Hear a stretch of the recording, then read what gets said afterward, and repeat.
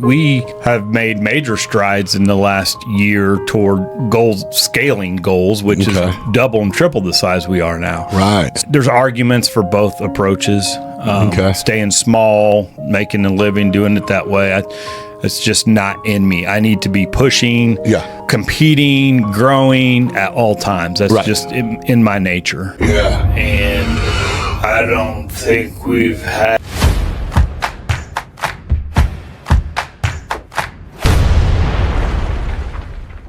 Everybody, welcome to another episode of Beyond Business. I think this is episode 92. And joining me today is one of the first people who came in and sat down with me when this shit kicked off right around a year ago. He's a shaker and mover in the community in general and longtime friend of mine, supporter of everything I've ever done. And welcome back, my homeboy, Taylor Deetz. What's up, my brother? How you doing, man? Glad to get in here with you again. For sure. We're both running so hard, it's hard to corner each other a little bit. How has it come to the point where you have to literally carve out scheduled time just to talk, right? I mean, it's kind of when you're pushing in business hard, I carve out personal time and schedule it. Just like you schedule business. It doesn't happen. I missed it for like 2 years. Seriously, it was like, wait, I like people. Yeah. No, but I love to see what you're doing. So whenever we actually sat down here last time, it was, a year ago, it would be a season ago since you took on the new venture of Family Home and Patio, which I don't know exactly how it did, but it seems to me like that company is the bomb. Like, I don't know how big the pool industry is or how many people can even afford to drop cash on a badass pool like our homie Colby has, or if we can just go visit them when we go on vacation. I don't know what real life is really to people. So how is it compared to what you thought, and how is it in general? Well, I'll start with saying that this is, I'm kind of low-key celebrating our 25th year at Taylor Made Landscaping. We just wrapped it up. So 25, bro? 25. Congratulations. Yeah, it's hard to wrap your mind around that a little bit. But okay, let's pause on that for a second, because it was you made the joke at yourself, which I did the exact same thing. So I couldn't really. It was like but you said, I was like a party of one with a plan, however long ago, and my business card said CEO. Like, I had some shit, and it's like, whoa. Was that a dumb idea, or is that exactly what you're supposed to do when you go, I got something happening, man? I'm still calling myself CEO. But, you are, bro. By definition, I don't know if I'm that, but I'm definitely a CFO in my company. Fair. As I scale, I hope to accomplish CEO. When you put CEO on that card, you didn't know what a CFO was. So. No. Or a CEO. There you go. I just knew that it described the future where I was trying to get to. Yeah. And wanted to over goal myself. And I do that every year when I set goals. Right. I set my goals high. Yeah. And if I meet all of them, then I probably didn't set them high enough. Do you get a chance ever? I guess your kids are a good way to reflect.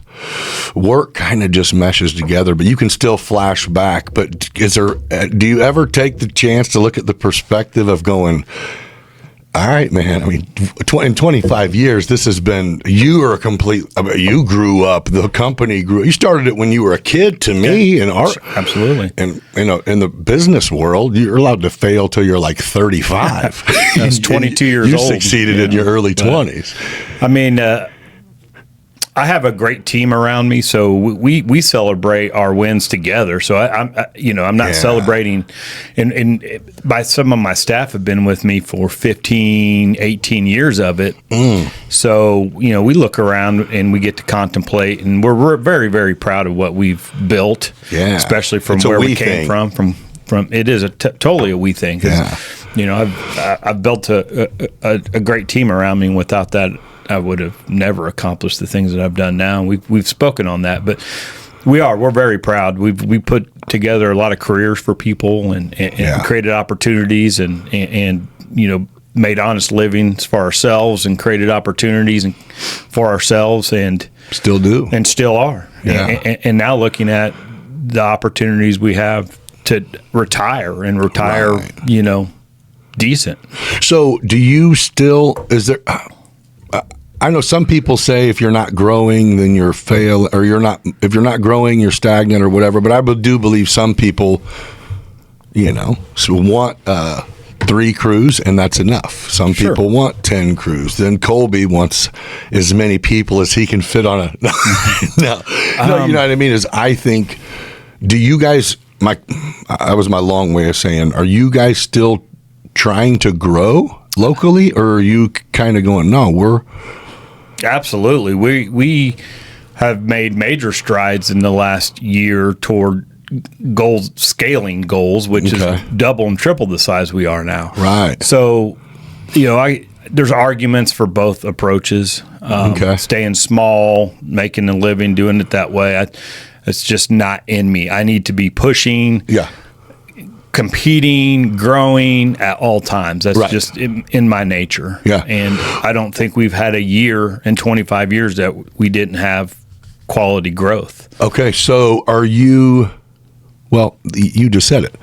It's not for everyone, but so the other people, and you might have already done this, you've definitely had the opportunity to be on the other end, but have you bought out any companies?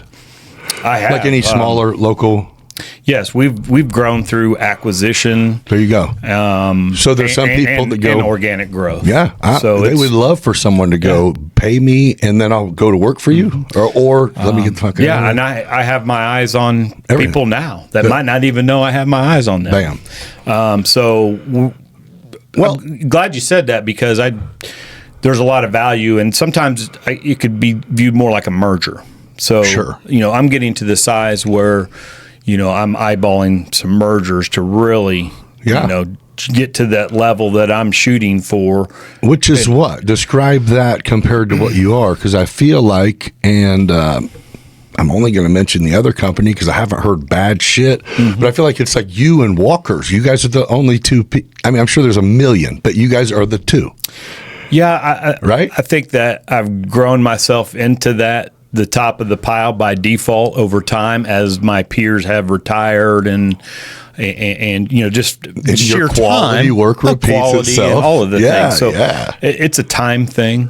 Our ascension hasn't been rapid; it's happened steadily over 25 years. And that's a stretch. It is, but in this climate, it's very challenging to get past a certain size, of certain thresholds. Especially with the workforce challenges that we have. So it's impossible to, no, it's not impossible, but, well, sure. There's a ceiling of, a ceiling within your radius, so does that mean you have to expand your radius? No. To grow your ceiling? Or do you know what I'm saying? Is geographically, do you have to go, okay, well, we're going to have a dozen of these fucking badass setups in, I don't know, 100 miles north of here too, or I don't know how it works. I'm just saying, is that the only way? Is you have to physically go further, or are you like, no, there's enough around here, we just need to lock? We have not saturated our market. It's like every year we turn away as much, if not more, work annually than we take on. And it's been that way since day one, and there's still that much work out there to go get. So we have not accomplished, what I would classify as domination of our greater Decatur area. Like we haven't saturated it. There's an incredible amount of work that we turn away. Is it manpower? It's manpower. It's also infrastructure, which are prepared for any level of growth infrastructure wise. But then it comes in. Then other things come into play: financing, equipment, staffing, training. Yeah, but it's going. We would literally have to grow. Yeah, yeah. So we're just at a point now where we're ready. We've hired in our first project manager, and now we're looking at hiring in another salesperson. And so So we're getting there where we can turn a corner. I don't want to throw numbers out there of our goals, but I'm at almost 300 to 400% growth before I hit the benchmark that I'm looking to hit. So it took me 20 years to do 1/5 of it. Yep. And it's going to take me, I think I can do it in 5, the other 4/5. It just started making sense. It compounds quickly when you get over certain thresholds. That's what I was just going to say. Is it's funny because it seems like the slow growth. I mean, although whenever you start with a little bit of nutting, a good year feels you'll never feel that again. You know what I mean? Yeah. I mean, it is. When you'll get 100,000 year will feel better than the 5 million year because the 100,000 was so out of reach 5 years before that. You know what I'm saying? The goals. Now your goals are here. The gratification from the job changes. Sure. It doesn't become all about money because I make enough money that my bills are paid. Yes. I'm not wealthy. But I'm putting money away for the future. I travel. As are the people, but the people around you have livings. They're not fucking, and they're doing well. Hell yeah. So that I take more pride in at this point in building the ability for my staff to be able to do well. How many people are on the books? I think between the two companies, we hit 30 this year. Oh man, it's huge. It's for a lot to manage. Small business, that's fucking huge. A huge dump into the community. Yeah, it's good. But the amount of work that's out there is absolutely incredible. But I think it's in every trade, especially now. It's getting It's the demand's only increasing. So what is? I mean, I'm sure you're going to go, well, if I fucking knew the trick. But what in your brain is like? What do you need? Better, harder worker, focused people who want to just make money for a living. Still, I mean, I'm in there. I'm a trade too. So that's kind of where. I mean, we've tried to incentivize stuff. We've incentivized. The thing, having good training programs where there's continued growth, so your employees see that you're striving hard to grow and create opportunities. I think culture was something that I need to work on a lot. But we're in I agree with that. Not that you need to create, but I agree on myself. But we're in a really weird, we are in an never changing, having to continue to adapt just culture in general. Yes. And going, okay, just as even more of a reminder, shit is not how it used to be. I mean, we're creating, we're buying more equipment and trying to train operators, not laborers. Right. So, and trying to chase work that commands higher value. Government contract stuff. When I first came in, we got into a talk, but we've been going down the rabbit hole in prevailing wage jobs and really something that I've turned my nose up to all of my career. There's money in it. I need to fully examine the breadth of it and see if it'd be good for us, because even if it's not good for me, it may be good for my people, my staff, and retention of people. It's just once you get to the prevailing wage thing, it's almost like bid it like you don't care, and you're going to be like, wait, everyone bid this like they didn't want it, because it's like you're pressing us to not lose money as a business by throwing this out there. So everybody. Well, you have to know your numbers, and we do. Yeah. And I think I can bid these jobs competitively and not hurt myself in the same token. But it took me a lot of years to really seriously know my numbers. People say they do, but most don't. Well, I think it depends. It's like that year you talk to someone and they say they do. They just had a decent year, but then you're like, I've talked to you a lot and you never brought that up. Oh, you had your first good. No. There's an arc too that's not always fiscal. Right. Well, how long did it take you to dive in and go, okay, maybe 10 years of being open and not having a side job to be able to pay your bills. Does that equal success? Sure. Right? Sure. Does that make you know what you're doing? No, not at all. Yeah, you could just be. So how long did it take you to go, wait, let me learn about growing a business. I have never done that. I just started one and I'm here and now I need to go there. Is there a class on this? And you go, oh, absolutely. There's a lot of people. Oh, yeah.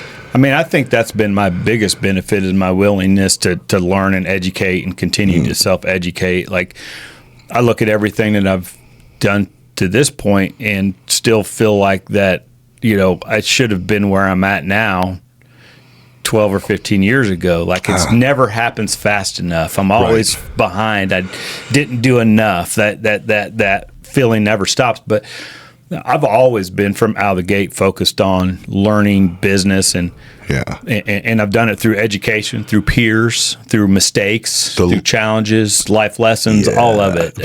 Everything you just named. But that is what I learned. But that is what makes you honestly much more valuable.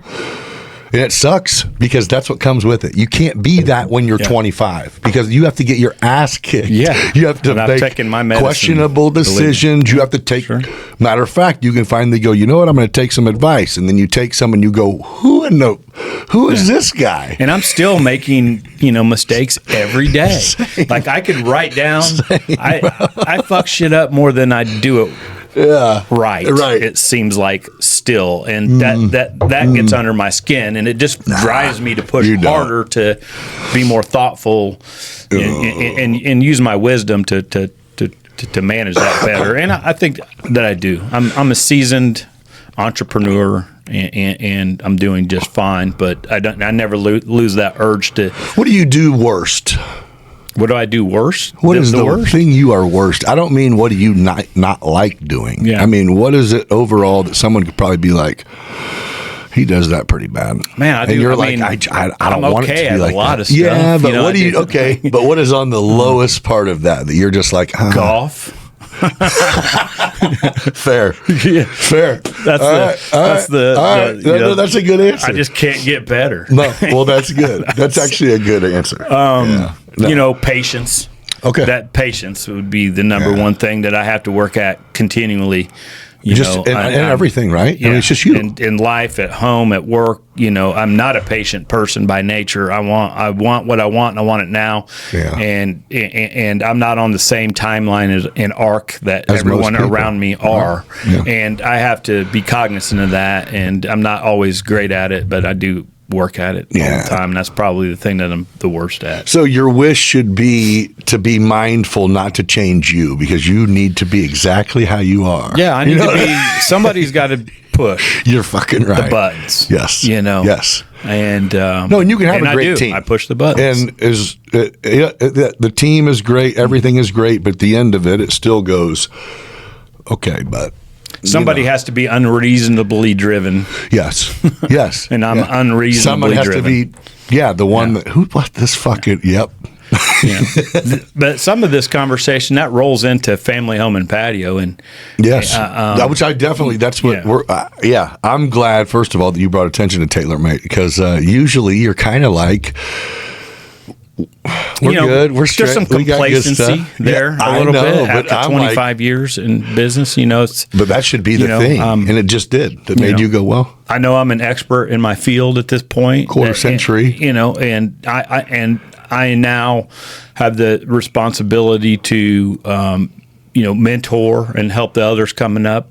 Behind me. So I'm in, and I had that help on the way too. So that feels good, and giving back feels good, and helping others. And well, congratulations on a quarter century, man. Yeah. So building young people, bringing them into the workforce, but that also made you be able to even get your foot in with family, home, and patio. Yeah, right? Branch out and do something different. So tell me how that's been. That was my, I guess, initial question, and we went because I didn't even realize it was 25 years. That's special. There's been so I'm just finishing my second year. Okay. We started the year with 2 employees, myself and my son, oldest son Kane, and finished the year with 5 employees. So we've had rapid growth, and a lot of things are coming into place, and that's great. But I'll roll it back a little bit.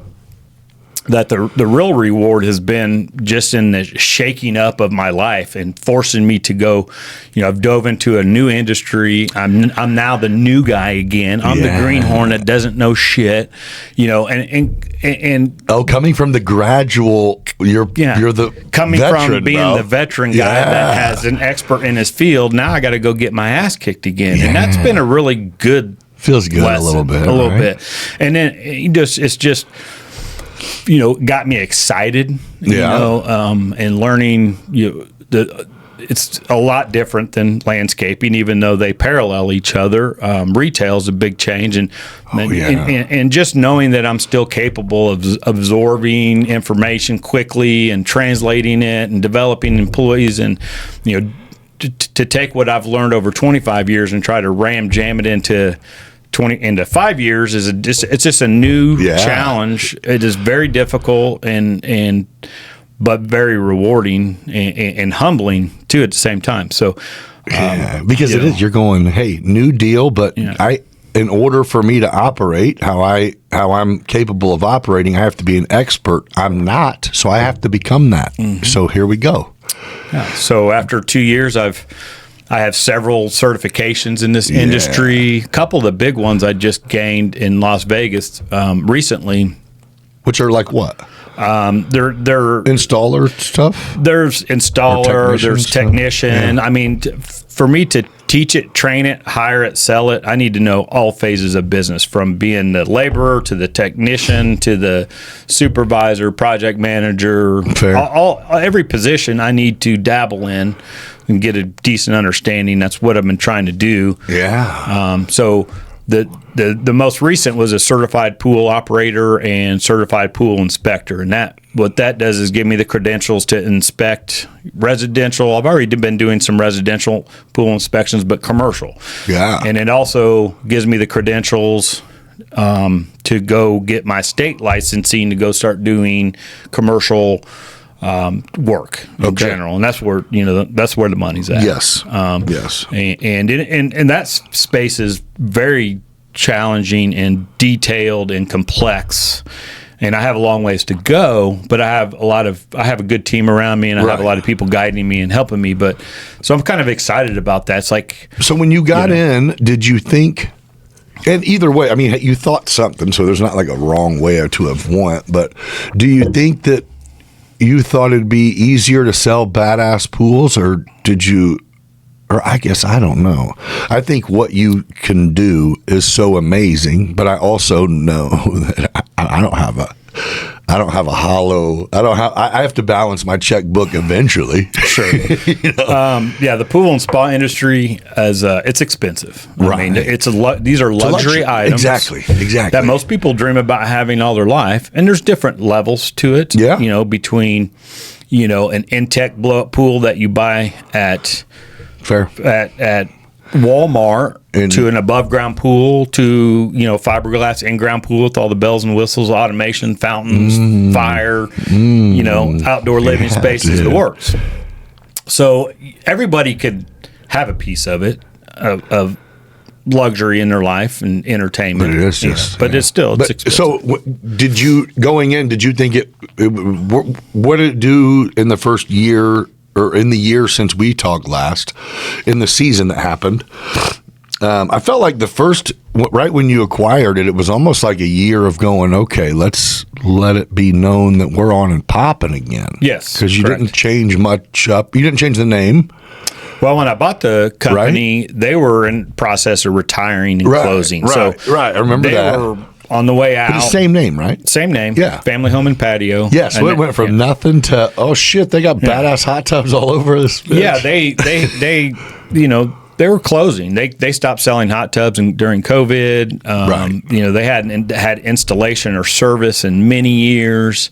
So I mean, really, I'm started from the ground up. Right. I mean, I had the benefit of an established name and a retail location with some core clients. Right. So I had something to start with. Yeah. But what's your bread and butter? Service? Service is definitely where it requires the most skill and has the least amount of people doing it. Like, in particularly, we're killing it with hot tub service and hot tub in installs right now. That's really where we're really, really doing well and making money. Nice. We're still growing in the pool installation area. More above ground, probably, right? Yeah, more above ground. I haven't gone after a lot. Yeah, I'm training people, and they're getting their certifications to go chase, to be able to go sell, and and so now I give people their dream. Yeah, it's taken a couple years to get my service tech experienced, and then now get a builder that I've brought in, got him certified. So this year we'll have 2 crews. We'll have a dedicated installation crew and a dedicated service crew, so we can really start growing. That's growth. And and it's just, it takes time. I can't just roll out, No. These are complex systems. You're right. And the first one I went out and did on my own and learned it and loved it. And I will say, great. though, I had a blast. But dude, that was way above and beyond normal, man. That's no starter pool. That is really like he and I were even. It was like, is this the craziest? Like, all the bells and whistles, and it was like, it does. It's a very complex pool, and I actually said, so it's closed. Hold on, it's closed for the winter, and he goes, no, I keep that bitch cranked up. And I was like, really? He goes, yeah, Taylor don't love it. Yeah, and I'm like, wait. He goes, oh yeah, it's all like 90. Yeah, and then he told me a story about burning it out, and you came, and I'm like, you got a big hot tub, dude? You fucking bougie motherfucker. That's great. Yeah, they definitely pushed the limits on it, and it adds to my stress because now I got to worry about it all winter. But, so if you one way or another, I'm learning this pool. You would need to swim. Yeah. But no, it couldn't be cooler to have snow on the ground and go get in a 90-some-degree pool. That looks like you're at a freaking resort. It does. It's good job. And I thank Colby and Dara again for the opportunity. Yeah. That they gave me, and it really turned out, quite well. Yeah. And I mean, I learned some things and made some mistakes, but luckily nothing that nothing catastrophic. Yeah. Just learning curve stuff. Yeah. I actually got them randomly not long ago. Got a call like, "Hey, we want to lock you in the spring." I guess they did some additional dock work, and they're like, "We need to come just get some overall shots for real estate purposes." I don't know what they. Yeah, we did some. Colby's always he's like me on steroids. So you talk about a guy that pushes and works hard and it's never enough. Like, he goes hard and so they're never going to not be doing something to evolve, change, grow, add. That's what I've learned about them both. They're both hardworking, driven, good quality, successful, and so they deserve those amenities. But yeah, their property's continually being developed, and I've had a big part of that, he's definitely sang praises. Very you do good work, and you're same kind of.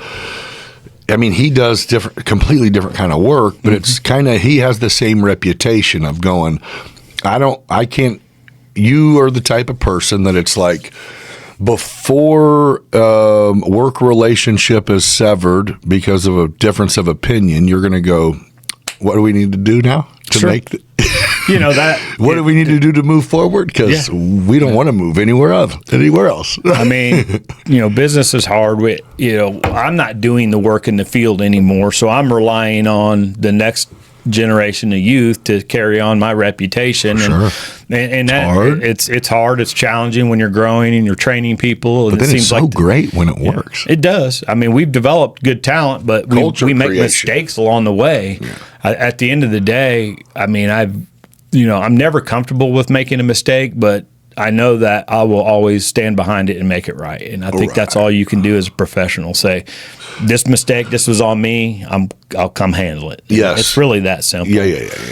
But if it was enough for you to call me, then it was. It's getting a call that you messed something up on a job, and it's really not even maybe a staff member messed it up, but I still have to eat that pill, and it's always a tough pill to swallow. Yeah, it sucks. But I still, as a company, we have a great reputation, but we make mistakes. We fuck up, dude. We do. My guys do dumb shit sometimes, and I do too. I was to say, the good news is, as does everyone else. Man, I shouldn't be still doing dumb shit 25 years in, but some days I do. But if you get home, right, and you go, the dudes who are mowing put my fucking garbage cans in the middle of my driveway, I'm calling. It's like, if they did, then I agree. I'm mad for you. Yeah. Did you move them, or do I need to have them come? Yeah. But so we take every people are people. One of those as a lesson. Sure. Say, hey, how can we get better? Yeah. So do you have a collective everyone meeting? How often, or is it not like? Is it departmentalized, or how do you work with? Do you communicate with everyone in your? I normally do pretty heavily. Okay. And in the last year or two, that's kind of waned some because I'm spread a little thin between the two companies. Sure. I'm in the process of, I've hired a technology company that's coming in and helping me put together automations and to buy back some time. Sure. We're also using AI and doing other things to gain some efficiencies. And so that for me is so I can spend more time with my staff. So currently I'm meeting regularly with my admin staff, but I'm not meeting regularly enough with my field staff. Right. So, which is not great for business. I don't think they need to see me in more. Maybe both, right? But it's not because your I'm admin not there. Good. I'm not out golfing. Yeah. No, right. But my admin staff are good, and they've been there a long time, and they hold those meetings. Carry that torch, and they're doing great work, and they're in touch with the field a lot more than I am. Well, then you don't have to be. I don't have to be, but I want to be. Sure. I want to know everybody in my house. Right. We're family here. Sure. Hey. So yeah. I'm not getting enough of that, not doing enough of that right now, and I think that has a negative impact on culture. Sure. Too. You're right. Because it does say a lot to whenever it's like, you were a young guy working before. You know what I mean? To have the guy who to you seems like he is just fucking king of the ring come up and be like, man, you're killing it, bro. That's big. And to get out there and just, even just show the guys I'm still not above going out there and digging a hole in the ground. Where we at? Because I'm not. Where are we at? Matter of fact, if we could trade jobs, I'll dig holes. I mean, I've held every position in my company, and they all get old. They all can wear you down if that's all you're doing. So having balance, and my balance is a little off right now, but I know it. I'm aware of it, and I'm working at correcting that a little bit. And you're still 2 years into this other company. That's very new. It is very new, and I still have a ways to go, and I think there'll be another year of challenges. But it's just becoming the people, right? Becoming the go-to people, and then you're already developing a team to go.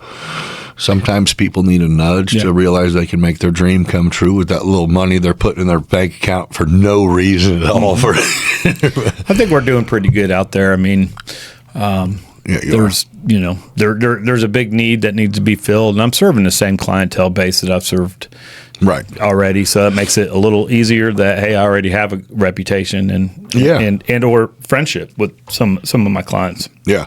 So last time you were in, we didn't go deep into it, and I don't know if it was intentional or if it was we were smoking and drinking too, so that might have got derailed a little bit. Yeah. Which I'm not opposed to either. Mm-hmm. I just got back from vacation, so I'm chilling out. Yeah, I'm actually looking at doing hard 75. So I'm doing it. I'm going to actually start it because I got a couple people who are like New Year's resolution, which I think is the most. Yeah. Whatever. New Year's doesn't have anything to do with it for me. Yeah, it's just what I'm saying. It's just the timing of it. Yeah. And I'm going to do it. I'm going. I'd had, the last October I had knee surgery, so I gained weight. I was hurt before that. Okay. And it's taken a whole year to recover. So I'm just turning the corner, CrossFit and red zones coming together. I'm making strides, and I started shaving some weight, and I plateaued. I'm 48 now, and what was working before is not working now. So I started dialing in my diet a little more, and started juicing a little bit, and kind of a little bit of light meal replacement. So I'm just kind of working my way into really. I feel I got one more comeback in me. That's what 75 day hard is the bomb. I mean, it's the bomb. Well, it's going to be really hard. I've done a lot of small challenges, 30-day this, 30-day that, no alcohol, no sugar.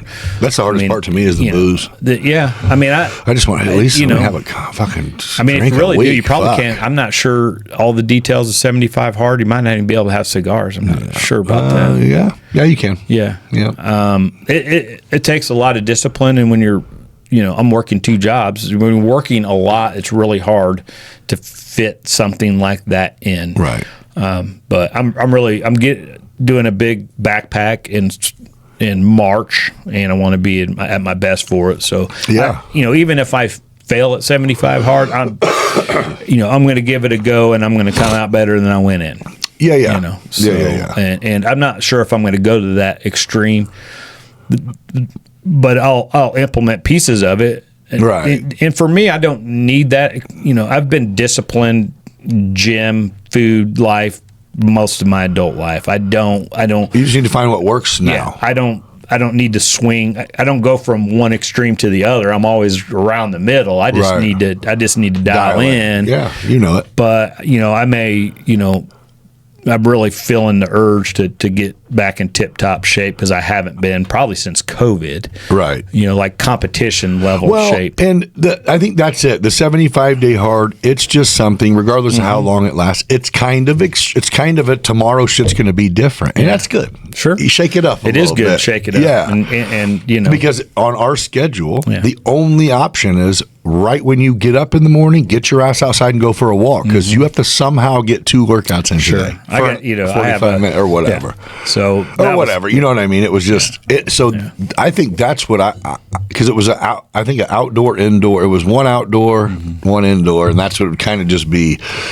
All right, taking the dog for a walk at 5 in the fucking morning. Let's go. And then I started loving it. I do it still. Well, I'm the biggest cold weather pussy too. Like I'm I'm not trying to go outside when it's cold. I just, I want to go to Florida. I'm trying to go somewhere in the tropics. How was that, bro? I mean, did you just go to Florida, right? Yeah, I was there for a week. Where'd you guys go there? St. Pete, Tampa area. Yeah. We have a lot of friends. Easy to get over there.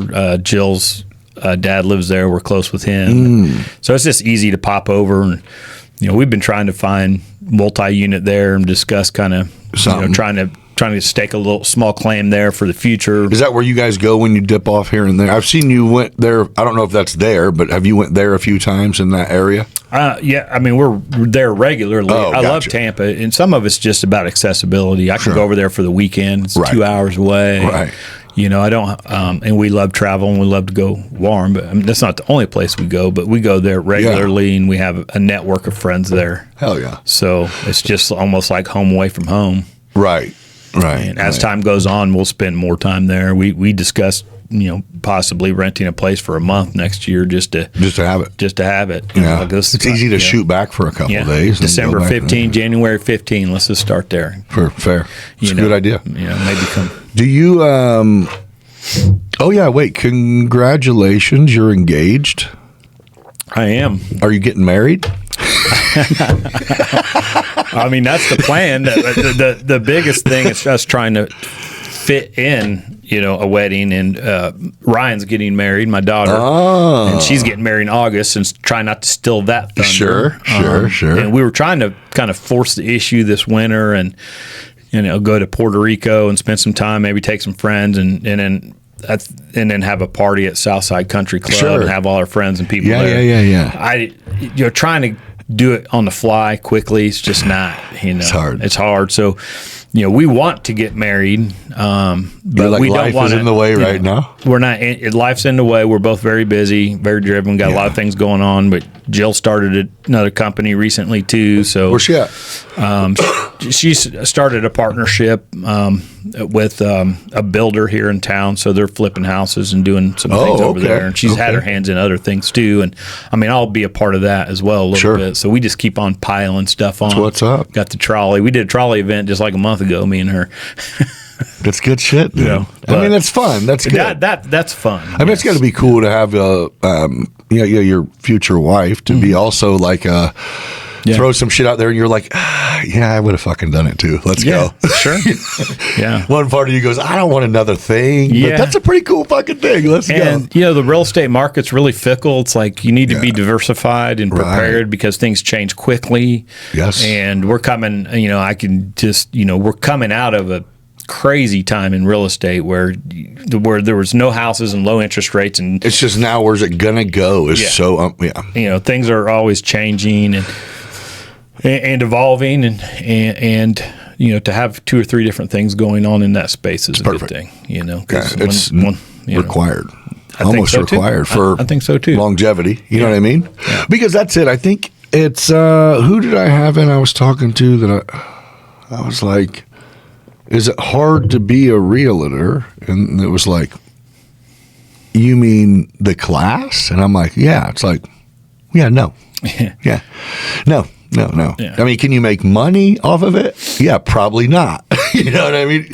So I think that was just hard work, like everything. Time and hard work. That's it. And the grind is it real. Is. I know guys who sell insurance that when they want agents to work for them, I'm like, why would you give these kids that sales pitch like this shit is easy? Yeah. Give them the real deal, but tell them it's worth it. You know what I mean? Don't make it seem like you can make whatever you're worth. Like, they don't know what you mean.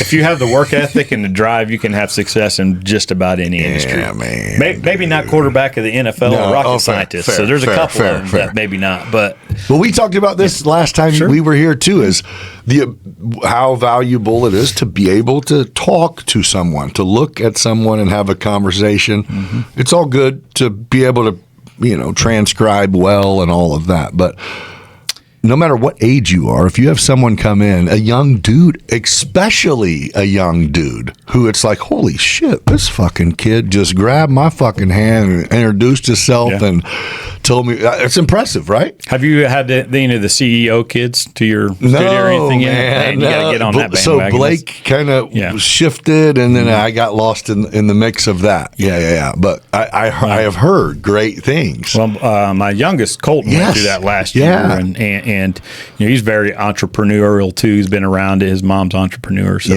where's he at now? He's at Richland. So he was going to go to Arizona State, and cooler heads prevailed. And he decided the smart play was Richland, and he'll graduate with an associate's like in a year and a half, and then he's going to transfer to U of I. That's the current plan. All right. And that's a very good financial plan for me and his mother too. And so I think. Yes, we had the conversation. I don't know if it was on the podcast or just us having it, but I remember it being like out of state was a whole different ball game, and it was like, well, once I think he realized that, that dream is horrible. My position was, I'll pay a third. His mom pays a third. He pays a third, and then that's kind of that's. They're standing together looking at you like, we got 2/3. Yeah, you got skin in the game, and it's very expensive. And skin in the game is beautiful. Yes, and the Richland's a good school. You can get your required classes and get things out of the way. Yes, and he's there for free. Yes, everything's paid. He's got scholarships. It just doesn't make sense, for us to spend that kind of money. It doesn't make sense for you. Have kids who are local that go to Milliken for 4 years, and it's like, was that a pride thing? Yeah. If you weren't going for free, you definitely should have got your associates over here, and then you know what I mean. If I had it my way, you'd probably be in trade school right now. What is his goal? What does he want to do for a living? Do you have any idea, or is he there yet? I mean, I'm not sure that he does. He's 18 years old. I just don't know. Goal. Business, dream. Finance, and at one point it was sort of influencer driven, and but in the physical fitness market. So he wanted to, and still does, and does some things in that space now. Right. Whether or not that comes to fruition for him, I think school and will open up doors that he didn't know were there, and his trajectory may change. Right. But technology mixed with fitness is his kind of space. Well, he is at a point in life now where it's almost, we don't, I don't know. We don't like the idea of wasting time, but it's also like, go fucking try everything. Go try everything. Go try some hats on for sure. I mean, figure out how to pay the bills, but go try it. You know what I mean? Go work as a paralegal and see if you want to be a lawyer. I don't know. But you know what I mean? I have the opportunity him to change do his it. mind, and once he really settles in, school sucks. Right? So if you're not for it, school kind of sucks. It can suck. It can suck. I mean, if you're not going for, if you were learning about horticulture, you were interested. I loved it. Going to linear equations and. That's what I'm talking about, bro. And who did where? Literature what?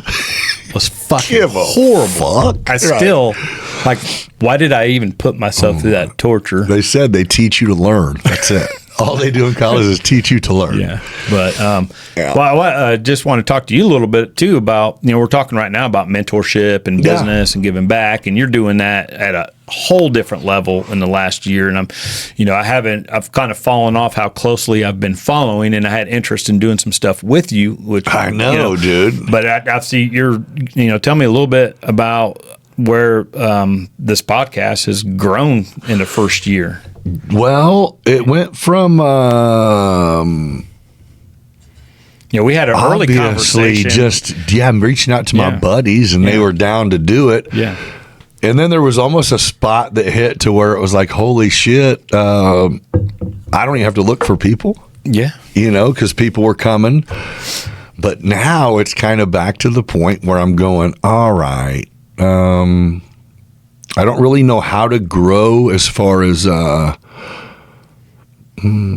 guests. There's certain guests that I've invited that I know I don't know them. Mm-hmm. So it's either an email from someone you don't know or a Facebook message that I can't. So here's how it works is like from a Beyond Business podcast, I can't message you.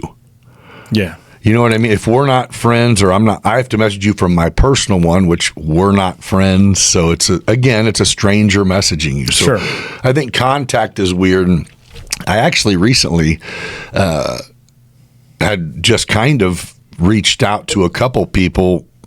Colby was one and Zane was there when I did it, that I just go, man, I need your guys' network. You know what I mean? Because they were both kind of saying, man, we really like what you're doing. And I go, well then, perfect, you say that. Okay. Let me talk to some of your friends. You know what I mean? Like, it's whoever, whatever. If you think it would be a good fit, let's do it. Like, I've reached out to like Nicole Bateman 6 months ago, but she probably has never even checked it or heard from me. And you know what I mean? So it was like when Colby was like, dude, this would be a good one. I'm like, I've actually, or like Britt Miller. It's like, yeah, I get it. And sure. Well, use me as a resource too, and tell me where I can help. Yeah, and I don't know what I even want, but it's almost like someone to go. I don't know if someone called you and said, "Hey, man, can I pass along your information? This would be cool for you to check out and be on part of this or whatever." Yeah. I don't know. I mean, I do have people. I've been pretty self-absorbed the last year as far as I get it. I just my new ventures have just really absorbed way more time than I thought they were going to. I'm hoping to, like I said, buy some of that back. Sure, fingers crossed.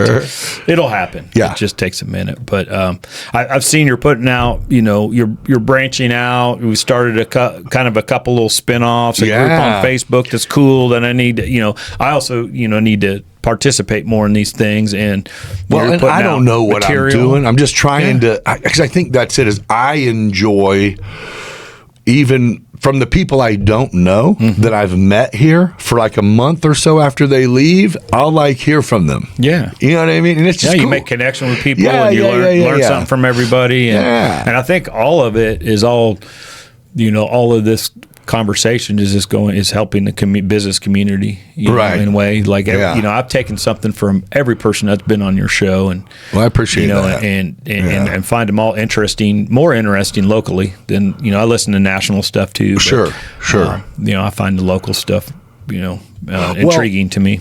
And as a busy person, it's like, as unfortunate as I don't know if it's unfortunate or not, but unless you happen to catch Jill and Taylor on date night, it's hard to access you. Not because you're inaccessible, because you work 90 hours or whatever. You know what I mean? I'm just saying, because time is valuable, man. I have my office manager's playing linebacker in front of my office all day long. Right. She doesn't let anything get through. I'm saying. So, Yeah. well, I think, no, and I think that's what made it key to me is going, well, we're all regular people, man. Our problems are on different levels sometimes.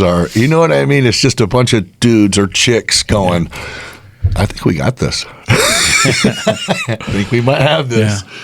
But you're I mean, all killing it, the mentorship and peers, I mean, help me more now than ever, especially as I'm trying to take this company to the next level, because I'm really trying to cross over into uncharted territories. Like, what do I know about running a, mid-size professional company? I'm a small landscape company in the scale of things. Is that what you call it? Yeah, definitely. I mean, if I'm out in my landscape community, there's people here in Illinois doing $30-50 million a year. There's huge companies. Really? Yeah, the landscaping industry is massive. Yeah. This one kid I met and I follow, this kid's 18 years old. He's from Jupiter, Florida. Okay. And he started mowing yards when he was 16. And he just went off down there and blew up, and then bought another company. And he's 21. He's like the face of landscaping now, sort of. He's in a peer group that I follow. And I've met talk. Yeah, he kept buying these companies. He's worth $400 million. He's 21 years old. He did this from 16 to 21. Yep. Unreal. And it's like there's we're in a small market. Sure. And I don't have But what kind of growth is your goal? What's your goal? 5-year goal? I mean, dollar-wise, gross, or I would say maybe from where you're at now on a percentage level, how much do you want to grow in the next 5 years? And at that point, are you trying to sell it? I need. Or you're like, I'm trying to sell it today, motherfucker. At this point, I'm shooting for about 350% growth from where I'm at right now. Oh, you triple or better. Yeah, triple plus. Yeah.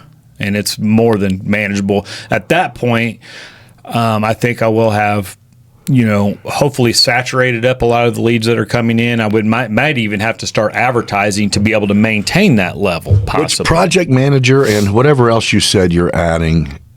Sales, dude. I've actually already added. You're gonna one, but you're gonna go real quick. Yeah, I've got 3 dedicated sales force. We just have to say yes to some people. Sure, it's workforce. It's a lot of different things. It's challenging. I watch. I have friends that have navigated scaling their companies a lot better than me, and I'm trying to learn from them. And I have, and trying to navigate. But really, I've had to study hard to figure out. Nothing's the same, right? No, it's completely different. Yes. My job has completely evolved. I mean, I haven't been a landscaper for 15 years. I've been, different levels of management. Right. And, so ultimately my goal. Oh, you're saying you personally have not. Yeah, no, I got you. I'm still.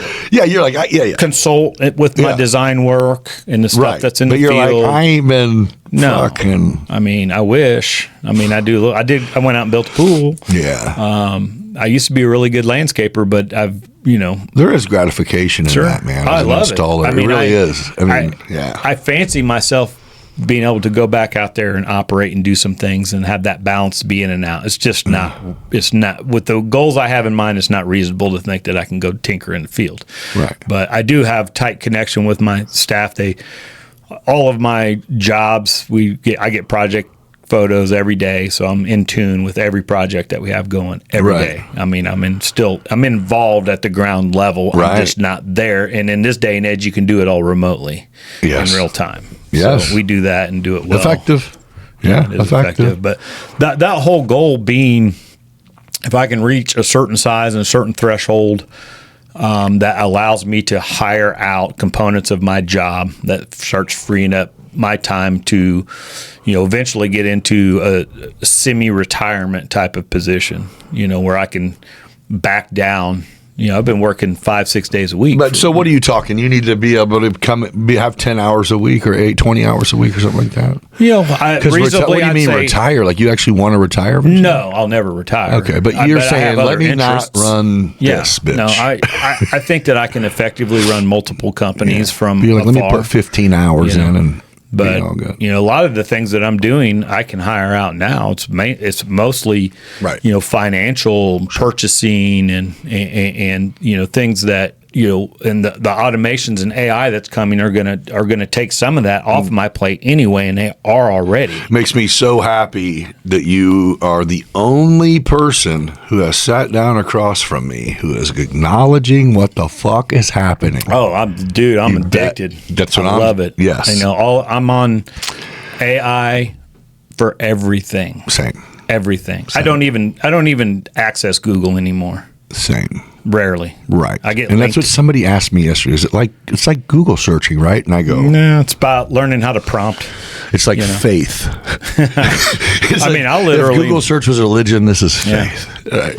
Jill and I planned out our wedding and why? Talking. Because it's the best wedding planner in the world. I know.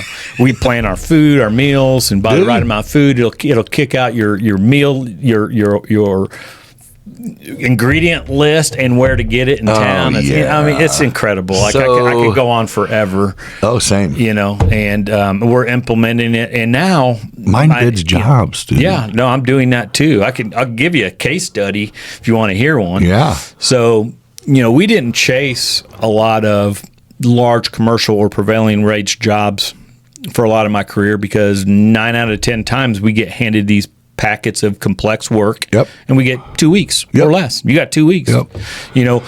So we're supposed to drop everything that we're doing, all other clients, all other things, to go maybe bid this job that you're we're bidding. Get on the phone with someone the whole fucking time because it's impossible. And I'll spend, I'll have an estimator spending 40 hours on this thing. The odds of getting it are much lower. The risk reward has never been there for me. You're like, I got immediate fucking. So recently we had a project slapped down, and I've been working hard to really learn and understand how to use AI effectively within my business, and then I've actually wrote SOPs and specs on how to prompt properly and consistently that I've given to my staff, and now they're beautiful, and they're all old school. They're like, I don't just sentient bullshit, and then once I finally got them, and now they're like, oh my God, holy shit. Holy shit. Yeah. So now I'm seeing them, their trajectory completely changing while they're using it. It's pretty cool. But it is cool. So it's I took this job, right? Like, wait a minute. Wait a minute. Yeah. So I did my first big takeoff job with blueprints and everything. Plugged it in. Right. It's all, and you need to be good at prompting. You got to figure out that's the key. But I cranked this thing out myself in, one day, but it was less than a day, and polished it up and had cover letter, or even, had it kick out information, because it's now starting to pull from my database. So I don't have that completed yet. The tech company's coming in to get everything centralized in Microsoft 365. So Copilot's pulling from all of my wealth of material. Everything. Yes. It's not all there yet, but it's pieces of it. You know what I'm I got you. So, I cranked this thing out in detail, and there's a lot that I don't know about prevailing wage still, and some caveats, and it helped me sort through that. I really overworked it to, and even had to retract and go back. So I really worked hard at just the prompting to really lay this thing out, but, even explained why I'm the best candidate for the job and why, and compared projects that I've done recently, and, it was beautiful. And I cranked this thing out less than a day. Exactly how you're supposed to be using it. So it's given me an opportunity to competitively bid these projects that before I wouldn't even look at. Right. Because I have, a massive list of regular customers that come to me, that are repeat customers. I can't turn them, our first clients that get first service are our repeat customers. Right. And then secondary, it's, or would be cold calls from there. But, we put our people that take care of us first. Right. And so, but now I'm opening up the door where I can start chasing a lot of other things. That's going to help fuel my growth and get me to that number I'm looking for. Well, I think so. That's what AI, for me, it goes, am I? So I currently mine estimates lightning protection jobs. I mean, I have the file I open up, and it already has our code books in their entirety uploaded, and it knows what time it is. I upload a design and say go, and it's like, if I had someone hired, I would have fired them, but I didn't. I was doing that fucking shit. So I get 6 jobs. Or 6 jobs within like a month dumped and say we need these bid. It's like those are 3 days a piece, and I don't have that. So I just kind of was toying, right? And I'm going, let me try, and I had to upgrade the what account level of account, because it's like multi-level. Are you on Copilot or what? I'm ChatGPT Pro. Okay, $200 a month. Really, you got to pay that much? Yeah. So it was $20 a month. Was plus. And then it's almost like, how do I know if I need Pro? It's like, oh, it's good you asked. The reason you're sitting here waiting on this to load is because you're asking us to pull from multiple different. Basically, if you're going, I'm following 3 different codes. I need you to pull all these, access them right now simultaneously with these CAD files, simultaneously with it. Like, you have to step your fucking game up. So I go, okay. Is that worth $200 a month in itself? Well, does it save you 2 hours a week and your time's worth dude, it saves me fucking, I mean, that's what I go. It sucks to go, I'm paying $200 for an app. I'm paying shit. The list of subscriptions of oh my god bullshit that I pay for already. I don't download that Rocket Money app because I don't want to know how much money I'm losing from Hulu accounts or whatever the fuck. No, but it was like one of them, like, this might be a little bit too much now. Oh no, it's utilized for everything, and it is worth every fucking penny. Yeah, because 200. I mean, well, we hired a tech company, $1,000 a year for an estimator. Yeah, it's pretty good. I mean, what's going to happen is things are. What we have found initially, and we're just scratching the surface, is that we're human and we make mistakes and we miss things. Even 25 years in, estimating, there's still little things that get missed on custom construction projects. And AI doesn't miss shit. That's what's crazy, dude. You know, it points things out. And now it's starting to learn my nuances and things too. And it's asking me questions that, do you want this in an SOP? Do you want a tool sheet? So now we're kicking out badass SOPs, safety protocols, step by step, the way things are in order. It's suggestive on things that apply that sometimes we don't even think of. Link to videos and it knows what I'm. After a year behind the helm, it knows what I'm trying to do. It's a beautiful thing. And so it's learning me, but I'm still just scratching the surface. Every day we're trying to layer in. Well, yeah, but here's what's up, dude. Within the next couple months, it already does, but within the next couple months, it's not just something you're dumping information to in your guide. It's the one also pushing you back because it does have better ideas than us, bro. Yeah. I mean, it's just more... I think it's a search. The danger in it is blindly using it for gathering information that's readily available on the internet. I think you need to combine it with your in-house data, which I have 25 years of data and jobs and things too. So that I think good call. I think that piece is what will separate, because anybody can just jam stuff in, but to do it in the Copilot and kick it out, but to do it. Well, I think so. That's what it is. It's going to take some jobs. Yeah, obviously, but if you accept it, utilize it, then it's going to just make you more valuable. Sure. That's it. It already is. Yeah. So, but I'm even, dude, the people that I've had on here that I'm going, what? You're in sales, or you're in the restaurant business, or are you like, why don't you could do your Facebook posts on your dinner fucking specials on, you could use it for everything. Sure. And it's almost like, I mean, I looked up how to butter fucking toast last week, but other than that, it's like, it's not a Alexa, bro. This is a relationship partner. I mean, it's an assistant that will take whatever shit I give it. That's and great. I don't have to be. I don't have to tiptoe. I don't have to be nice. I just kick the demands out, and it kicks it back with a smile. Fair. It's perfect. Becoming my number one, assistant. no offense, Nan. She's close. She's tight. She's glad that you don't talk to her like that. She would kick my ass, right. So I'm not trying to do that. But I don't have to tiptoe around. No, it's really cool. It knows you. I don't. Yeah. There's no personal. Yeah.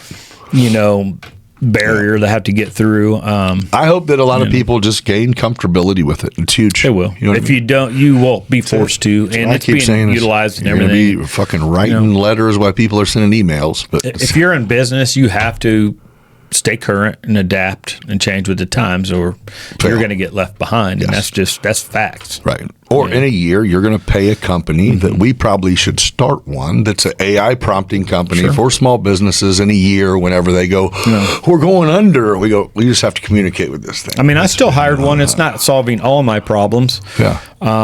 There's still coding that I need to have happen to set up, building flow agents, automations and different things that I want to have happen. And that buys back time too. We're working with a company right now. I'm so excited about this that I can afford to even do it. Hell yeah. That's coming in and they're seeing all my pain points and putting together a plan to, there's a lot of data entry back and forth, and we use CRM program, we use QuickBooks, we use Microsoft 365. There's and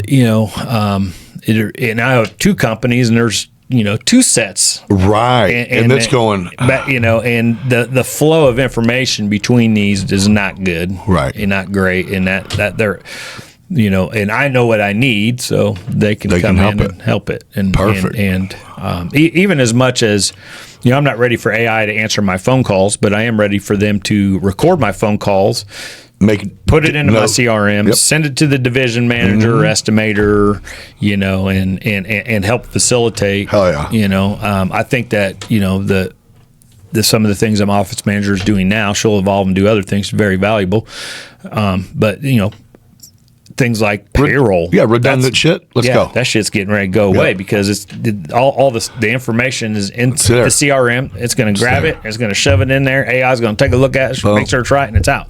And a lot of the accounting, things are going to go away, and I'm excited about all of that. It's going to take some time, but that consumes a lot of my life. Yes, shit that I want to create art. And my art is, outdoor living spaces and cool shit and landscaping. Right. And some of my art is entrepreneurship too. Just out doing things. That's what I want to create.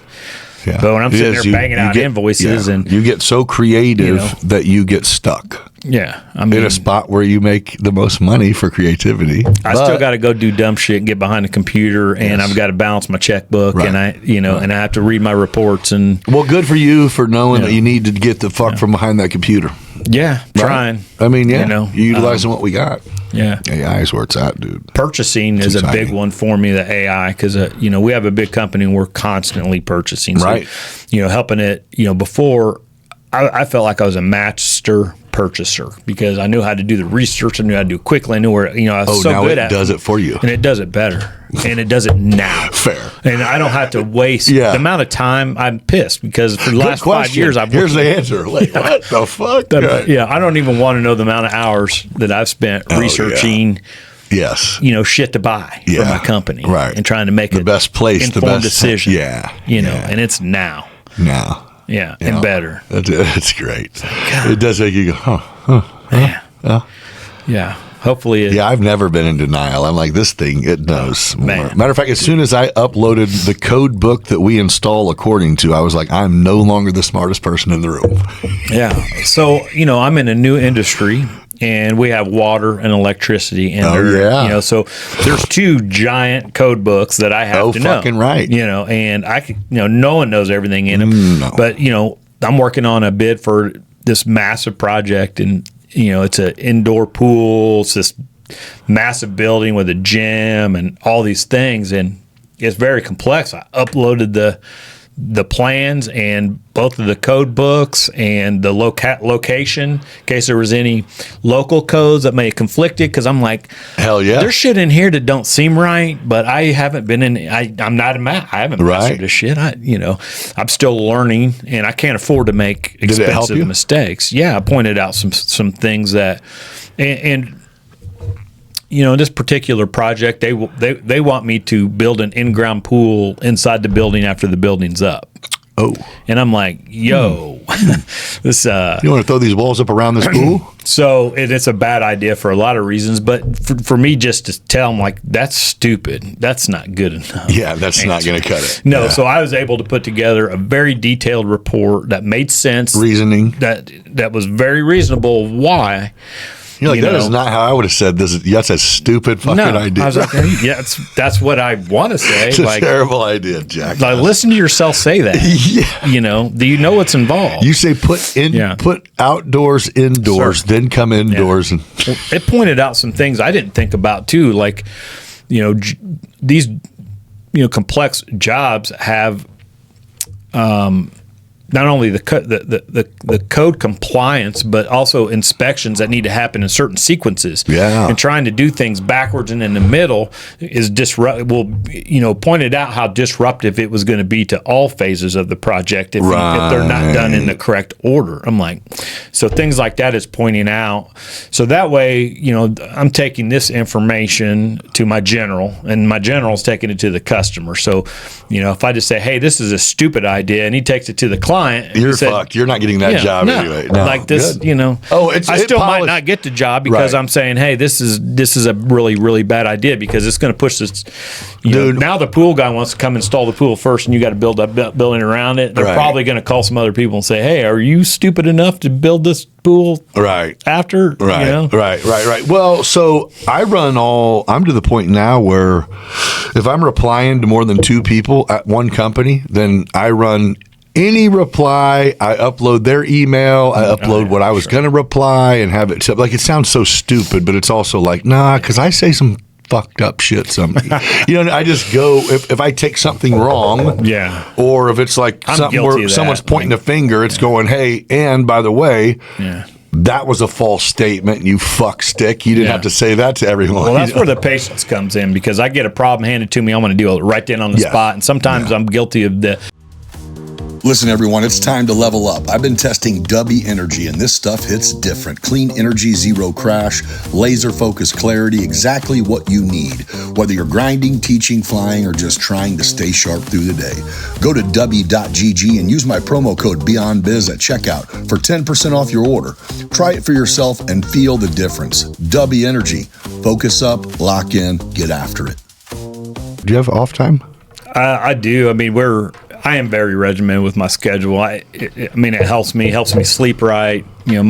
Everything in my life is pretty scheduled. I even do block scheduling at work. I learned that from Colby, actually.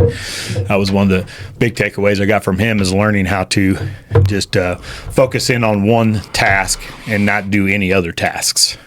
Such as if I'm doing estimate time for this block of time at work, I'm only doing that. I'm not doing anything else. I'm not taking calls or distractions or any other things. So, because once you get in that mode, I can kill it. Yeah, fair. But fair. As a business owner, you're putting out fires all day long. So if I allow everybody access to me all the time, I never get anything done. You wait till Sunday when you're supposed to not do shit, and that's when you do all your estimates, because no one's fucking bothering you. That's what I do, bro. So I have to be. I get 10 to 12 hours a day at work to be as efficient as possible, and I continually find new ways to get more efficient and taking cues from others in the business community and or just AI. Yeah. How do you grow Family Home and Patio? How do you do that? Is that just an advertising thing? Is that I am advertiser. I'm advertising, right. And verbally. So I don't want to grow that fast. I need to grow within myself. Right. But routine wise, that's a challenge too. I'm taking time away from TaylorMade, focusing on Family Home and Patio and trying to balance. I'm fortunate enough that I really only have to work 30 hours a week in TaylorMade because I have such great staff. Perfect. That's allowed me the ability to grow Family Home and Patio, and they complement each other and they help each other. So it's really part of the same overall household. Oh yeah. And but going back to routine, I'm glad you asked. It's something a little bit different to focus on for a moment, but. I think that's important too, right? I'll lay out my week exactly what it's like because it's almost the same all the time. and I like it the way it is. Okay. So it's good when it stays that way and it doesn't rotate off. So, I get up in the morning. I'm usually up at 5. I'll sit around, and sometimes if I'm dialed in, and I'll do a walk, or I'll get on the treadmill instead of just sitting there drinking coffee, watching the news. But I get a little bit of me time in the morning, just to sit there and kind of chill out and do whatever on my phone or on my computer, or just whatever I want to do for a little while in the morning for a half hour or so. I have a couple different people that we have little consultations some mornings. Get to work at 7, grind hard till 11:30, go to the gym. I leave at 11:35, get to the gym. So I take a pretty good segment in the middle of the day, out of the day, which is important to me. But I drive all the way across town. I knock out my workout. I grab a bite to eat and get back. And a lot of times I'm not back, to the office till 1. So I'm missing an hour and a half there. Right. But like I said, if I have my schedule blocked out and I'm very efficient. So it allows me the ability to do that. But I work till a minimum of 5:30, but sometimes it'll be 6:30 or 7 if I need to. Monday, Tuesday, and Wednesday, whatever I need to do to get done when I need to get done is what I need to do. Right. So, and then we roll into Thursday, and that's date night for me and Jill. Yep. So I leave at 5:30, maybe a little after, no matter what. That's our night. And I do the same on Friday. You try to leave a little bit earlier on Fridays, maybe 4:30, and try to get down to Goodfellas, and it's just it's just good, man. Place, it's so important that Well, and I think the only reason you probably know is because you have spent some period of time where you didn't do it. Terribly imbalanced. To go. I need to enjoy a little something too, right? Yeah. I mean, you working 2-3 more hours and hating and missing dinner every night doesn't make you rich quicker. No, I mean, eventually I hit a wall. Makes you shittier. Sure. Yeah. And then, I'm working Saturdays too at the pool store. So I've dedicated, the last 2 years, almost every Saturday I'm there, till probably 2. And then I do what I want Saturday, and Sunday is a no work day. It's just, go to the store, meal prep. Yeah. Clean my house, spend time with my woman, with family. I do not work on Sundays. Yeah. So when you work at the pool store, you're talking about like you're the person, if someone comes in, you're there. Or is that what you mean? Yes, I'll go in there and sell a hot tub and right. Facilitate. It's getting less because of my staff is being trained. Mm-hmm. But I'll wait on whatever needs to happen. No, I was going to ask a weird question. So when you're initially, I'm sure you were one of few, if any, or 2 or 3 that would be in there. If someone else is gone, somebody has to be there. Yes. Do you pay are you an employee separately? I should be paying myself now, but I am not. But, and within my company, yes, I'm an employee and I get a paycheck. Yeah. TaylorMade, I get a dividend. I get some other things. Fair. Fringe benefits and things. But I just know if you consciously did it, or if you're like, no, I'm biting the bullet right here. No, I mean, because it's a new company, and I know the greater good. Even if I did pull a check, I'm just going to put it back in. I mean, what am I going to do with this? Yeah, I don't need the money.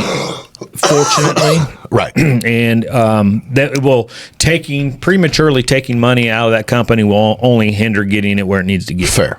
So right now, it's hard to dissect if you're making money.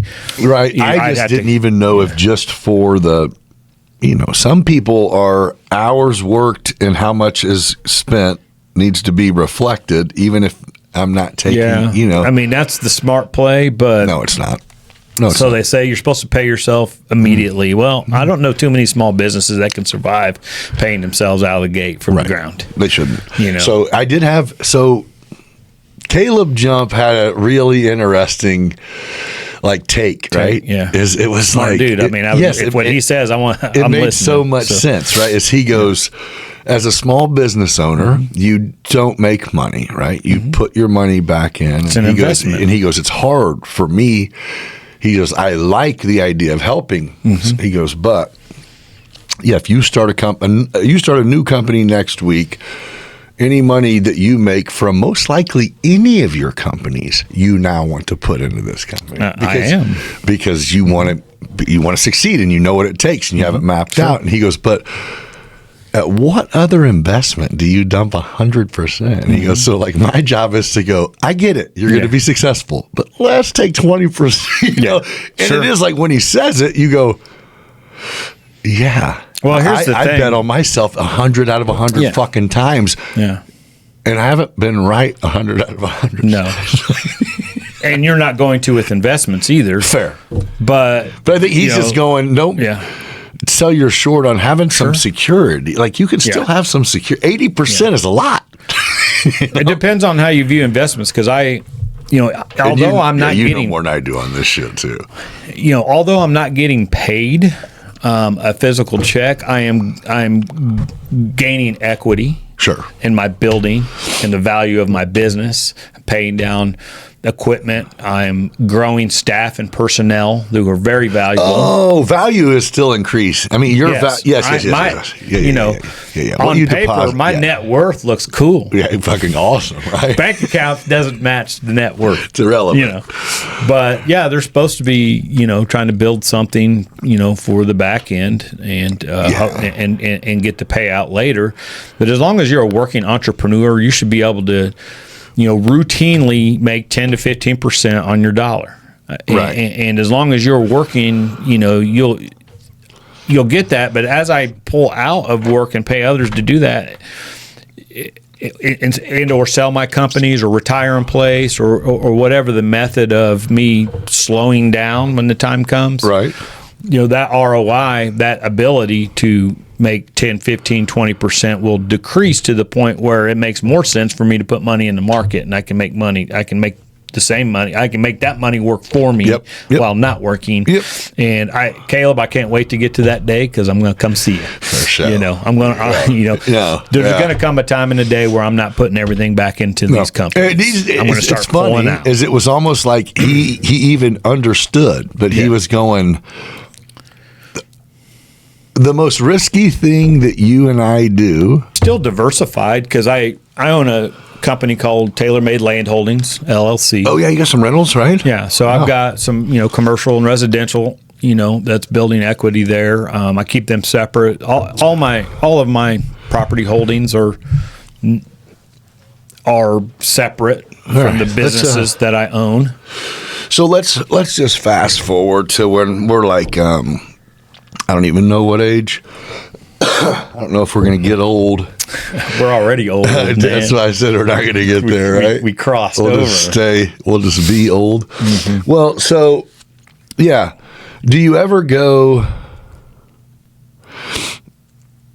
I'm just selling everything and getting the fuck out of here and going to go live life? Or is it like, nah, our roots are here and our plan is probably kind of at least to always have, I don't know what Jill's situation is too. I don't know if it's like or if it's like, oh no. When we get to a certain point, when all the kids are good and everything is good and we're dialed in, we'll sell out and go buy a boat or whatever the fuck people do. I have zero interest in that. I mean, that does not. I mean, I'm not capable of that. I'm going to go. You're okay with working, yeah, or whatever working is.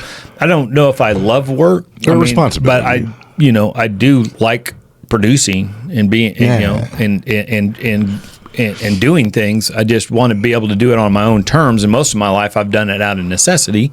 Yeah, and if I can get into a different headspace to do the things that I want to do and feel like doing and enjoy doing in reduced hour capacity and be able to do it while traveling more frequently in longer periods of time, do it from afar, then I'm cool. Right. But I will not stop, moving the puzzle pieces until I'm in the grave. It's just not going to happen. That's cool. But, I don't want to be chained to the desk. Sure. At all. Well, and it sounds, it's long term. I think it's awesome to go, at the end of this is profit and anything else, whatever you can think to do. There's so many things you can do. Sure. There's so many ways to be creatively make money in the business world, especially if you got a little money. Well, whatever space you want to get in. As I'm getting older, one of the things that's going on in my mind more frequently is, my burning up my time working when I should be spending it enjoying life. Am I enjoying life? Just asking myself all these questions all the time. Like, you hear the stories about guys working their ass off in the factory for 60 years. They retire at 68, they die a year later. Yeah. And it seems wasteful. I don't, I haven't answered those questions for myself, but I'm examining it all the time. Like, what's too much? Right now, starting family home and patio second company, I did it for a reason, because I'm trying to get my mean household income to a certain point that allows me the ability to step back. Sure. So I'm ramping up to ramp down. And that ramp up comes at a cost. Could you have just not even fucked with that and focused it all where you're at TaylorMade? And because you're going to do that anyway, right? Yeah, you're going to always. I just would have been pushing. I'm not capable of not pushing hard. I mean, I have a plan, and I'm implementing that plan. So you're just going, I need to go now, though, a little bit. Some days I ask myself that, like, part of TaylorMade's growth strategy was acquiring family home and patio. That's part of, my gross has jumped up X factor with the acquisition of that. That is an acquisition of my overall holdings. Mm-hmm. So it's still feeding the fair, the ceiling that I'm shooting for, just in a little bit different way. Now, could I have just kept my focus of all my eggs in one basket with TaylorMade? Or TaylorMade. Oh no, I just didn't know if that was if now you're looking at it knowing that you're about to kind of go on a mission to scale by hopefully 350% in the next couple of years. Yeah. Is it like I should have just started that, or you're like, no, we were going to do that anyway. This is just something different. I just am trying to fill it. You know what I mean? Because there's a chance that you're going, no, I didn't know I was going to dive in like this, and now I decided, fuck it, we're going to go to the moon. Well, 300%. A lot of it started with the property and the building that I bought is there to help fuel growth for TaylorMade. We're eating up space in a hurry. But at that time, I couldn't afford the space I wanted to buy, so I had to figure it out. Fair. Am I just going to rent some space out temporarily? Mm-hmm. Do I start another little side hustle to shove in there? Right. And just kind of bounced around, and I'm like, well, hell, there's a business sitting here that's, basically adjacent to what I'm already doing. What's between there? Is there something? Is there something? No, I own all of it. All of it. Yeah. Okay. Yeah. There was nope. Yeah. There's nothing in between. There's just there's a street. Okay. In between, but I mean, no buildings. Things work out the way they're supposed to, and it just unfolded the way it was supposed to. So it felt right, and I went after it. And my only regrets maybe are just sometimes I question the amount of time I'm dumping into this at 48. Is it right? Dude, but this shakeup. Hold on. You're only 48 for Gary V. You're only. Yeah. Well, I've got 10 more years. I feel like of just full throttle. And that's what I'm feeling that. That's fair. That where I can go hard like this, but. Dude, but you know what? Your next venture after this, it's going to require a whole different kind of energy. Sure. I don't even know what it's going to be yet, but. Yeah. It's going to be just as exciting, and you're going to do, you know what I mean? It's never going to. Well, most people change careers, don't even last in a career for 20 years. 25 years is a long time. And, I was getting. I've been waiting every fucking month, every 6 months for you to post something or tell me someone just bought me for $2.whatever million, $1.2 million. I'm not shopping it, but if somebody waved the right check, but I, you know what I mean? I just thought it because I'm like going, fuck, why? I don't know. I would sell if the circumstances are correct, and but they need to be correct. And there's a long list of things that would make it correct. Oh, really? Not just a dollar amount. Well, I need to hit that threshold we've talked about to get to. It's my life's work, so I'm not going to give it away. Right? Yeah. Also, you're like, I know what we can do. Yeah. And if it creates better opportunities for the staff that are there and carries that torch properly, it would require, my continued involvement. There's a lot of things that would need to be in place for it to, but right now it's not for sale. It's not there. It's not ready yet. But there, I'm not going to, there'll come a time in a day. And I've put my company in a position that it is sellable. So that's an important piece. It's a very important piece. If you don't build it to be sellable, And so that's something. That's a not whole worth other shit. conversation. What you make ain't shit if your company's not valuable. Sure. So I'm in the right position, but it's not. I'm not shopping it, at this time. Why you got that fucking mustache, bro? I have no idea. I mean, I think it aggravates people, maybe even pisses them off a little bit. Fair. My wife likes it. So, she does? Yeah. She's like, why don't you grow that thing She's back? like, you fucking my sheriff or whatever the fuck it is. I grew it one time, and she liked it. So. And you're like, a lot of other people don't, which is even better. I get a lot of compliments about this goofy mustache, but I can't grow a regular beard. So, you can grow the shit out of a mustache. I didn't even know. I've never fucking. I can grow this mustache. That's what I got. So, you look like you should be able to golf. I don't know why that seemed like it should add to it, but I need more time to dedicate to golf. But working on that. Yeah. So you keep talking about your time management. You're a Dan Martell. You've definitely read the book, right? Mm-mm. You have no idea what I'm talking about? No. You read? I listen to I audiobook. Okay. Well, then I was going to say if you do, I rarely me too. get through I was books going to say anymore. I have one that I haven't opened, but I've listened to. Give me the title and I'll download it because I got a bunch of take a picture of it or whatever. But I thought you were actually almost quoting this a couple times unintentionally. A lot of this stuff gets regurgitated. Yes, absolutely. So I've EOS. There's all kinds of stuff. Beautiful way of killer. Regurgitation of that. Sure. It was almost one of them to where I read it, told a bunch of people about it, then was like, wait. That's for you too, you fuck. Yeah, sure. It was. It was like, oh, this is it. This is the one. You got to read this, dude. A lot of the people that I follow too, they're all sort of part of the same circles of people with EOS and and all these different programs. And you get, I'm constantly implementing pieces of these programs into everything that I do. I really wanted to, would like to implement EOS at a high level fully within my company. Yeah. And right now, it just there's just too many moving parts to focus on that right now. Yeah. But we're implementing pieces of it all the time. Are you still interested in the small business banter thing? I am totally. Yeah. It's just I have to dedicate the time to it. Yeah. And I thought I had the time, and when I realized I really don't during but I think I'm getting closer. I want to be involved in any way that I can. Yeah. I think it's fun. Yeah. But you're getting so good at it. Like, I don't know what I have to offer. Oh, what do you mean? Exactly. I don't think that's it. I think after 10 times doing it, it's like, no, we are both the same at it.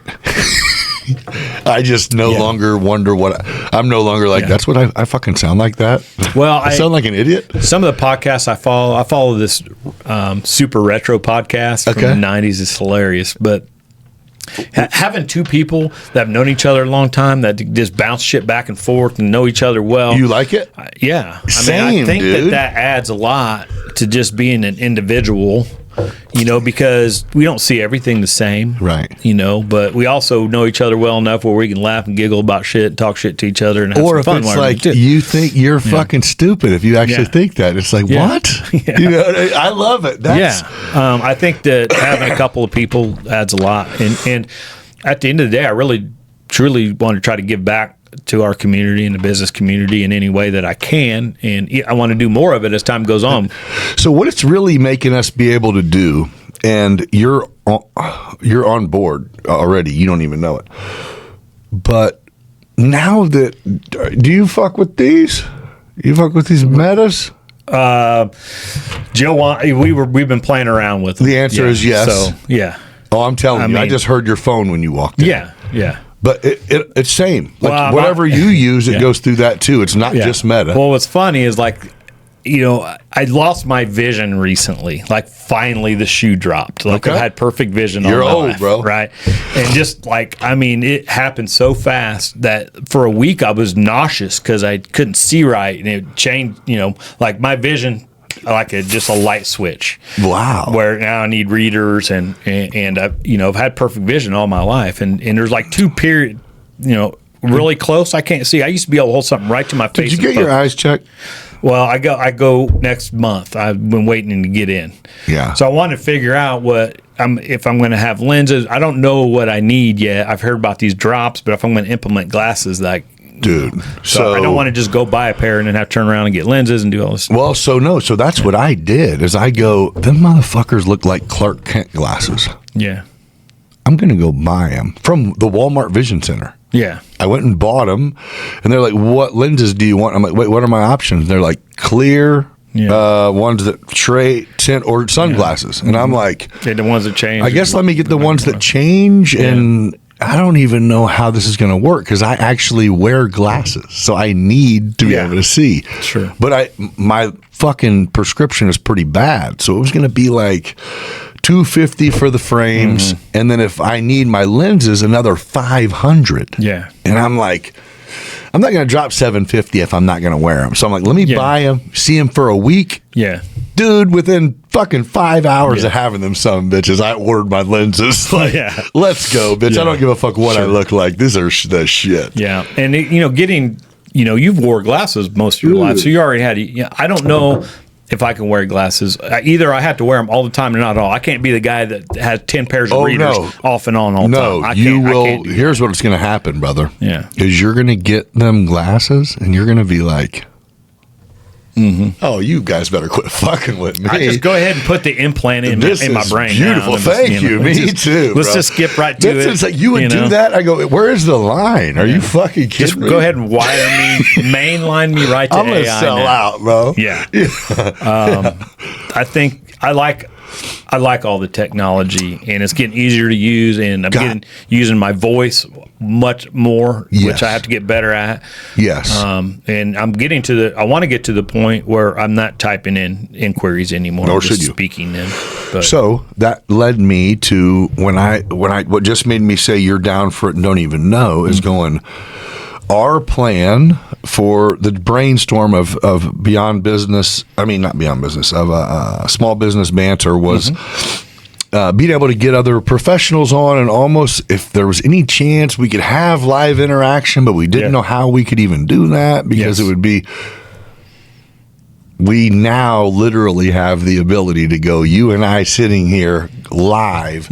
Any business questions that ask, it's like the fundamental basic is going, let's see, and then let's discuss this answer because it's going to give us an answer. You know what I mean? Like we have a professional, they can ask it too, but. So you're talking about using AI I'm saying as to totally use AI as almost our professional is going, whether the people watching knew it necessarily or not. Interesting. You know what I mean? Just to go, I'm not claiming anything, but let me spew off some information that we can then throw on the screen and discuss what we think of it, but knowing that this is true. Trying to help people open their eyes to how to get comfortable using it too. And what's better than one professional drone pilot answering a drone question is all of them. I mean, the AI genius. You know what I'm saying? It's like refusing to use the internet. Like you're going to get on board. It just, if or you're going to think we're really fucking smart. Yeah. No, but I don't even say, I almost said that because it would be like the bantering part and us talking shit is what makes people want to be on here. Sure. To have legitimate things where it goes, bro, here's what I'm dealing with the state. These fucks are doing this, and here's what's going on. There is no solution. We can ask anyone. Well, as our database grows. And then you have someone out there, and you go, who else? Anybody else having, you know what I mean? Is anybody else really doing that, using AI on that platform like that on a podcast regularly? Nope, they're not. Well, there's some brilliance in that idea. Yeah. And it goes, could you figure it out? Yeah, you could. But guess what? Our show, the iPad that we have is going to be created by the show, and it's going to know the show. Like yours knows you and mine knows me. It's not going to be mine. It's going to be the show. Having a guy named Jamie stand there that has to look everything up, but he's using AI now, and it's coming up instantly versus having to type in and do a bunch of research. We can get instant answers. But I think there's value in live, dude. Yeah. Yeah. There's real value in live because that little red fucking thing that makes people click on. And it does. What do we have to do? Both glance down at something? So what? But it still goes out as a recording to be watched. Just but I like live because it's more personal. And it starts with nothing, so you can suck. You start off with a topic, but yeah, I do want to participate and want to figure out how I can work that into the schedule. Yeah, we should. I mean, I have never canceled the idea, and I'm just kind of biting on anything that comes in my direction because I like it. You know I don't like the idea of us doing it remotely with each other. I mean, I want to be here. Right. Let's be in the same room, space. Yeah. Same space. Yeah. That's cool. And well, and I only thought about AI because it was like our kind of goal was to get people who knew more about a certain area of expertise than we do. And it's like, well, we do have that now. Yeah. We could discuss pretty much anything. Not that it wouldn't be valuable to still pull people in, but what's going to be difficult is going, okay, we're going to figure out me and your schedule and another person. Sure. Fuck it. We can't do it. We still have to have some kind of topic and some basic talking points kind of laid out so we don't trail off, because next thing you know, no doubt.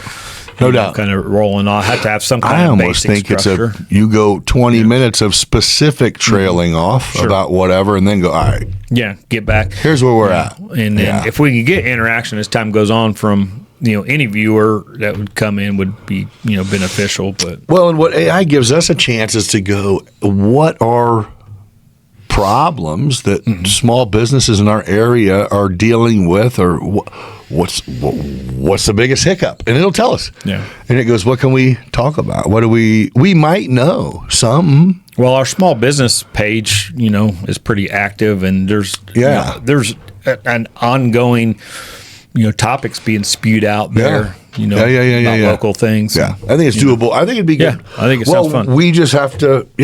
We do. At some point, we'll figure it out. Yeah. I'm also on board. Well, I'm slowing down now. I'm over the hump. So the next couple of months, I actually have time. I can work shit in. So right. Yeah. Right. I got a couple areas here now. I got another studio in this other room. We'll figure it out. It'll be no problem. We'll do that'll be fun. Well, I mean, I also thought, you've done such a great job with Beyond Business. Is it just a segment of Beyond Business? Well, so what I did is I ended up making Beyond Business like just now it's a channel. Yeah. And like this is a podcast, and I'm doing one with all ex-convicts that are now entrepreneurs. More throughout the U.S. than locally.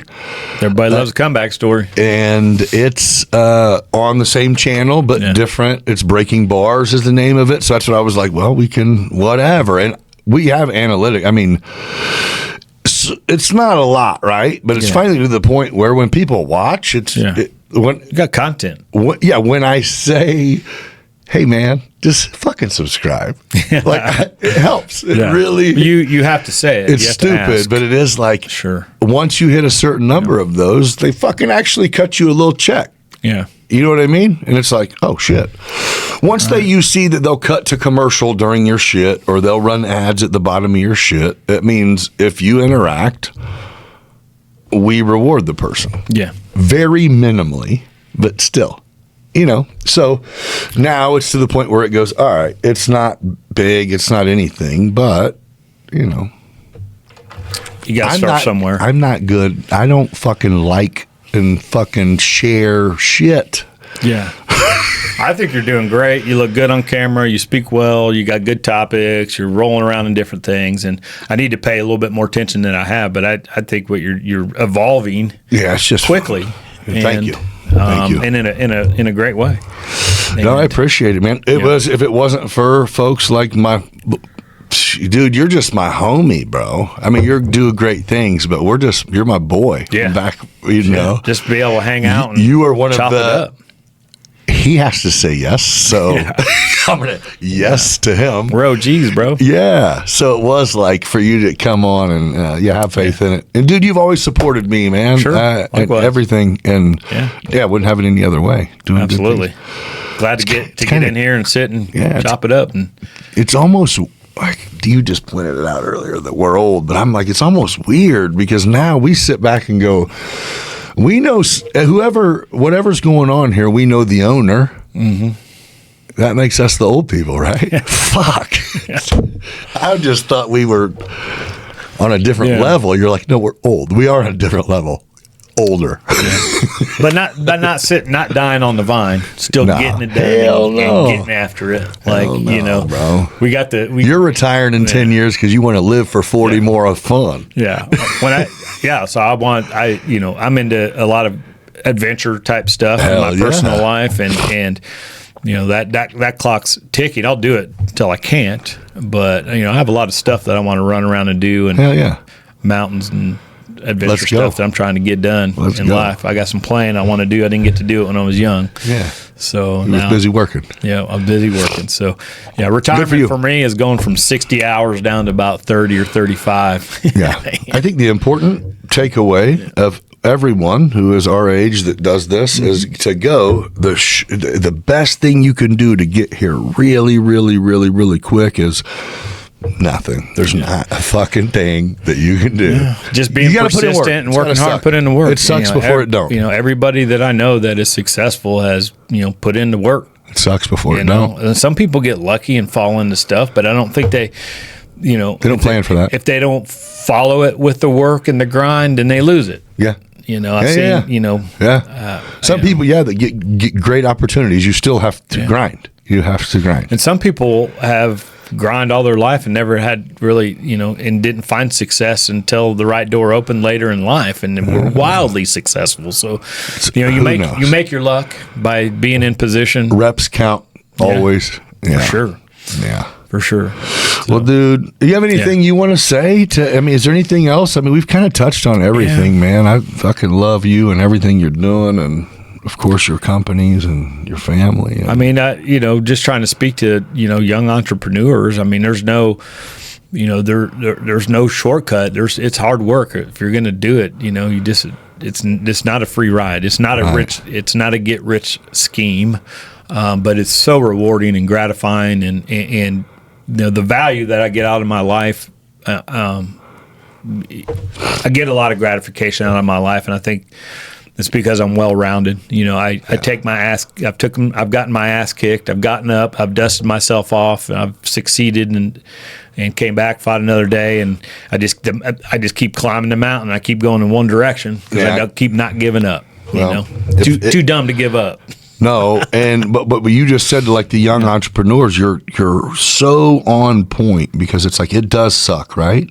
Yeah. But it's got to suck more as like a thing when you're 20 and you think you have a good job and good benefits and you're golden, and then you realize 20 years later that you didn't learn shit, you didn't make shit, and then you know what I mean? So it is like, it's not the generation that we were in, to where our encouragement was, even if you find a good job, you can make $21 an hour. You better hold on to it and then make 20. There's a lot of value, that in, working, career, and no question. There's, entrepreneurship is not for everybody. It's for some. It's for me. There's plenty of guys that. It's cool that there's programs that allow them to kind of determine that now. Sure. But usually entrepreneurs, you feel it at a young age. Yeah. Like you just know. You don't know what it is, or we didn't know what it is. Well, I did. It was a cocaine salesman. For sure. What better fucking entrepreneurship is this? Yeah. I knew early that I just didn't know how to get there. Right. And you do. If you read about entrepreneurship, people know it. You know it. Yes. I knew it. I knew it probably when I was 10 years old. Right. I knew what my path was. I just didn't know how I was going to get there. So Julie Shields, Julianne Shields from Milliken. She's an entrepreneur teacher. I know who you're talking about. Okay, so her and I were chatting. Because she's around all the circles. And I've had a couple of, impromptu conversations. Oh, she's great. She sounds like sharp, a brilliant. Fucking sharp. And she's cool. And I've been meaning to listen to her podcast because I wanted to learn a little bit more about her. It wasn't even on that, but her and I were just chatting, because I went and she invited me to be part of a mentorship for a Milliken entrepreneurial program, blah, blah, blah. Was that on the Mondays thing? With Dave. Me and Dave Winholtz went. Okay. It was Tuesdays at 11. Yeah. My daughter did one recently, and I wanted to get involved, but Mondays were a rough day. It was one of them. Right? It was cool. Sure. Very cool. Yeah, very grateful for the opportunity. It was really neat. And cool. But these people were either way, what the fuck was I talking about that she Talking said? about Shields. Well, we're talking about knowing that you're an entrepreneur at a young age. Oh, she said, are you birthed it or is it birthed or learnt? And I go birth. And she goes, well, here's the deal. If you and your wife are entrepreneurs, your conversations at the dinner table are going to be about the things you're building, doing, growing. Environment.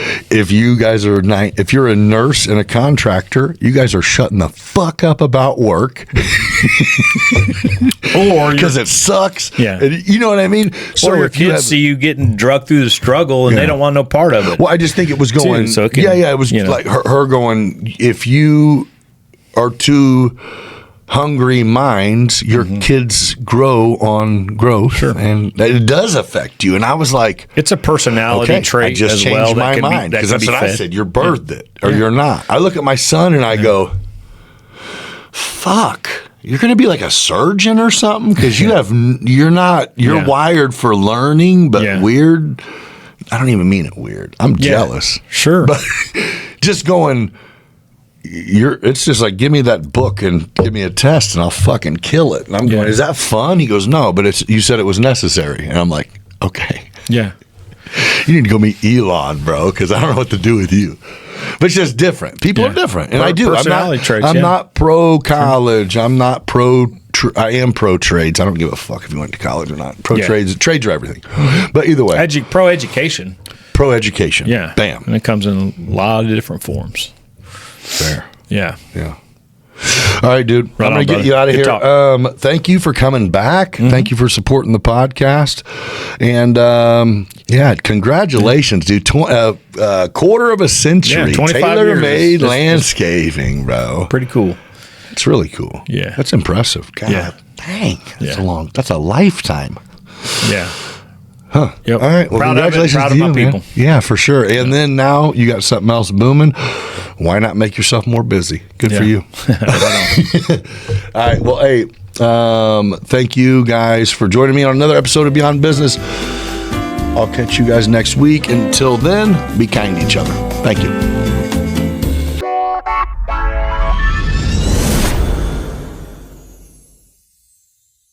Hey, thanks again for joining me for this episode. Before you sign off, here's a quick word from the companies who make it possible for us to do this. Aerial Elite Solutions. When it comes to drone technology, no one does it better. From solar inspections to construction monitoring to telecom towers to wind turbine blades to real estate coverage to event showcasing, AES brings the sky to your side with unmatched quality, precision, and speed. Reach out to Aerial Elite Solutions at flyaes.com and see how they can elevate your business today. Midwest Lightning Rods. For nearly a century, they've been protecting homes, farms, and businesses from one of nature's most destructive forces. When lightning strikes, they make sure that you're covered the right way and the safe way. Contact MLR today at lightningstrikes-weprotect.com to see how you can become part of the community protected by MLR. Support local, trust the best. Aerial Elite Solutions, Midwest Lightning Rods. Excellence from the ground to the sky. Thank you again, and we'll catch you in 5 days. Until then, be kind to each other.